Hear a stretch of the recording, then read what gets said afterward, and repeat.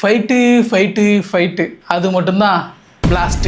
நான் இன்னைக்கு நம்ம ஆக்ஷன் கிங் அர்ஜுன் நடித்த பிளாஸ்ட் படத்தை தான் பார்த்துட்டு வந்திருக்கேன். அந்த படம் ஆக்ஷன் கிங் அர்ஜுனுக்கு உண்மையிலே கம்பேக்கான படமா அப்படின்னு பார்க்கறதுக்கு முன்னாடி மறக்காம நம்ம சேனலை சப்ஸ்கிரைப் பண்ணிடுங்க. இந்த படத்தோட கதையை பற்றி பார்க்கணும் அப்படின்னா, தன்னோட லைஃப்பை தான் ஃபேமிலியோட பீஸ்ஃபுல்லாக வாழ்ந்துட்டு வந்துட்டு இருக்க ஒரு கராத்தே மாஸ்டர் ஒருத்தர். அவரோட ஒய்ஃபுக்கும் கராத்தே தெரியும். அதே மாதிரி தான் பொண்ணுக்குமே சின்ன வயசுல இருந்தே பார்த்தீங்கன்னா அநியாயத்தை கண்டா பொங்கணும் அப்படிங்கிற மாதிரி சொல்லி கொடுத்து கராத்தேவும் கற்றுக் கொடுத்துருப்பார்.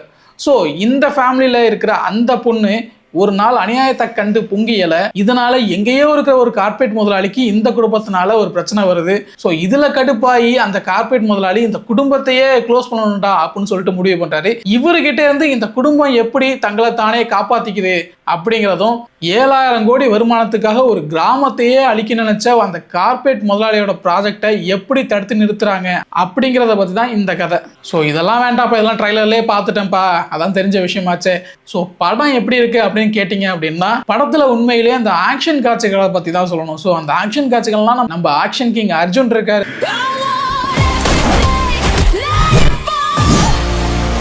அபிராமியா இருக்கட்டும், பிரீத்தி முகுந்தனா இருக்கட்டும், ஸோ உண்மையிலே அவங்கவுங்க பெஸ்ட்டை கொடுத்துருந்தாங்கன்னு தான் சொல்லணும். படத்தில் ஒவ்வொரு 10 நிமிஷத்துக்கு ஒரு வாட்டியும் ஒரு ஆக்ஷன் சீக்வன்ஸ் வந்துடும். ஸோ அதனாலேயே பார்த்தீங்கன்னா இந்த 2.5 மணி நேரம் படம் போனதே தெரியாத மாதிரி இந்த படம் இருக்கும். குறிப்பாக அந்த படத்தில் பார்த்தீங்கன்னா அந்த லவ் போர்ஷனோ இல்லை காமெடி போர்ஷனோ அப்படிங்கிறது எதுவுமே கிடையாது. பாட்டுமே பார்த்தீங்கன்னா ஒரு பாட்டு தான் இருக்குன்னு நினைக்கிறேன், அதுவும் மாண்டேஜ் மாரி கொஞ்ச நேரத்திலேயே முடிஞ்சிருது.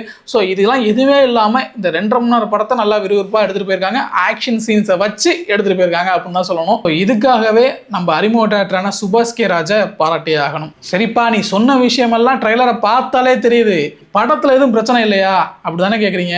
இங்க நம்ம பார்த்த ட்ரெய்லரே இந்த படத்துக்கு பிரச்சனை தான். ட்ரெய்லர் ஸ்பெஷலிஸ்டான நம்ம பிரதீப் பி ராகவ் இருக்காருல்ல, அவர் எடிட் பண்ணாதான் இந்த படமுமே. இவரோட ட்ரெய்லரை பார்த்தா ஸ்டாருங்கிற படத்தை பார்த்து ஏமாந்து போயிட்டேன். ஸோ அதே மாதிரி தான் இந்த படத்துலையும் பார்த்தீங்கன்னா எல்லாத்தையும் ரிவீல் பண்ணி வச்சுட்டாங்க ட்ரெய்லர்லேயே. இப்போ படத்தில் பார்க்கக்குள்ள எதுவுமே நம்ம ஃப்ரெஷ் கண்டென்ட்டாகவே தோணலை, எல்லாத்தையுமே ட்ரெய்லர்லேயே ரிவீல் பண்ணிட்டாங்க. அதுதான் பிரச்சனை. இங்கே சொல்ல போனால் அந்த எடிட்டிங்கில் அந்த ஃபைட் சீக்வன்ஸ்லாம் பார்த்தீங்கன்னா இன்னும் கொஞ்சம் பில்டப் பண்ணி அதை காட்டியிருந்திருக்கலாம். நிறைய ஸ்லோமோ போட்டு இந்த இதை நல்லா என்ஹான்ஸ் பண்ணி காட்டியிருக்கலாம். சொல்ல போனால் ஏழுமலை படத்தை பார்த்துட்டு அதில் அந்த ஸ்லோ மோஷனில் டட்டன் டட. ஸோ அந்த பிஜிஎம் இன்னுமே மண்டக்குள்ள நிற்கிது.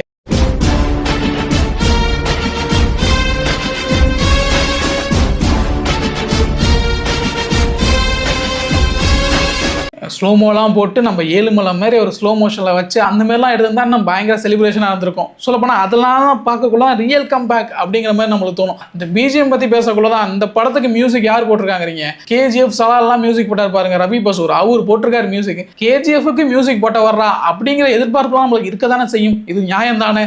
ஸோ எனக்கும் அப்படிதான் இருந்தது. கேஜிஎஃப்க்குலாம் மியூசிக் போட்டார் வச்சே, அப்பனா இந்த பிளாஸ்ட் படத்தில் பிளாஸ்ட் பண்ணியிருப்பான் தானே தோணும். இந்த படத்துக்கு போனதுக்கான இன்னொரு காரணமும் ரவி பசூர்னு சொல்லலாம். அதுலேயுமே பார்த்தீங்கன்னா கண்டிப்பாக ஏமாற்றம் தான். ஏன்னா எந்த ஒரு மியூசிக்குமே பார்த்தீங்கன்னா இந்த சீனை எலிவேட் பண்ணி காட்டவே இல்லை. எத்தனை பேருக்கு உண்மையிலே இந்த ரவி பசூர் பண்ண மியூசிக் உங்களுக்கு எந்த அளவுக்கு ஒர்க் அவுட் ஆனிச்சு அப்படிங்கிறத கண்டிப்பாக கமெண்ட்ஸில் சொல்லுங்க, பார்த்து தெரிஞ்சுக்கிறேன். ஓகே, இது மட்டும் இல்லாமல் இன்னொரு விஷயமும் இருக்கு. படத்துல ஒரு மெயின் வில்லன் இருக்காரு, அவருக்கு கீழே ஒரு வில்லன் இருக்காரு. அவருக்கெல்லாம் கொடுத்துருக்க பில்டப்லாம் பார்த்தீங்கன்னா பயங்கரமா இருக்கும். சொல்லப்போனா ஃபர்ஸ்ட் வில்லனோட இந்த செகண்ட் வில்லனுக்கு தான் பில்டப் அதிகமா இருந்தது. இப்படியெல்லாம் பில்டப் பண்ணி வச்சிருக்க இவரை எப்படி கொல்லணும்? எனக்கு ஃபர்ஸ்ட் ஹாஃப் கூட ஓகேவா இருந்தது. ஆனால் செகண்ட் ஹாஃப்ல பார்த்தீங்கன்னா இந்த படத்தோட கதையை வந்து ஃபோர்ஸ் பண்ணி முடிக்கணும்டா அப்படிங்கிற மாதிரியாக அந்த எண்டெல்லாம் பார்த்தீங்கன்னா டக்குன்னு முடிகிற விஷயம் வந்து உண்மையிலே ஃபுல்ஃபில் ஆகலை. எல்லாமே நம்மளே ப்ரிடிக்ட் பண்ணுற மாதிரியான விஷயங்களா இருக்குது. இதில் வந்து ஏதோ சஸ்பென்ஸ் வச்சியோ இல்லை ட்விஸ்ட் அண்ட் டர்ன்ஸ்லாம் வச்சு இந்த படத்தை பண்ணுறாங்க அப்படின்னால நான் சொன்ன மாதிரி ஒரே ஒரு சர்ப்ரைஸ் மூமெண்ட் மட்டும் தான் ஒன்று இருக்கும். இதில் நிறைய லாஜிக் மிஸ்டேக்லாம் நிறையா இருக்கும். அசால்ட்டாக பார்த்தீங்கன்னா ஒரு பெரிய ஹாஸ்பிட்டலில் இருக்க 15 போலீஸை கொண்டு போட்டு போகிறது, இந்த மாதிரியான விஷயங்கள்லாம் பார்த்தீங்கன்னா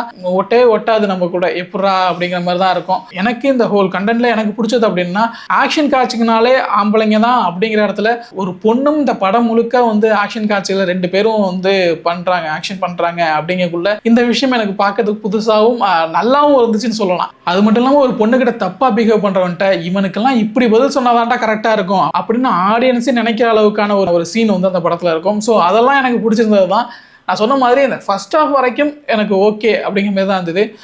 செகண்ட் ஹாஃப்ல ரொம்ப புஷ் பண்ணி இதை கதையை முடிச்சாகும்டா அப்படின்னு சொல்லிட்டு டக்குன்னு முடிச்ச மாதிரி தான் இருந்தது. குறிப்பாக அந்த படத்தில் அந்த எமோஷனல் சீன்ஸ் நம்மளை ஃபீல் பண்ண வைக்கலான்னு கேட்டால் கண்டிப்பாக என்னெல்லாம் அப்படி எதுவும் பாதிக்கலை அப்படின்னு தான் சொல்லணும். ஏன்னா எனக்கு எதுவுமே ஒர்க் அவுட் ஆகலை. அது மட்டும் இல்லாமல் எடிட்டிங் வைஸாக இருக்கட்டும், மியூசிக் வைஸாக இருக்கட்டும், அதுக்கு இன்னும் கொஞ்சம் மெனக்கிட்டு இருந்தாங்க அப்படின்னா இது இன்னமும் நல்லா வந்திருக்க வேண்டிய படம். கதையாக எனக்கு ஓகே தவிர்த்து கண்டிப்பாக இந்த ஒரு படம் வந்து ஒரு ஆவரேஜான படம் தான். ஒரு வாட்டி நம்ம விசிட் பண்ணி பார்க்கலாம் அப்படிங்கிற மாதிரியான படமாக தான் எனக்கு தோணுது. ஸோ இதெல்லாம் தான் இந்த பிளாஸ்ட் படத்தை பற்றின என்னோட பர்சனல் ஒப்பீனியன்.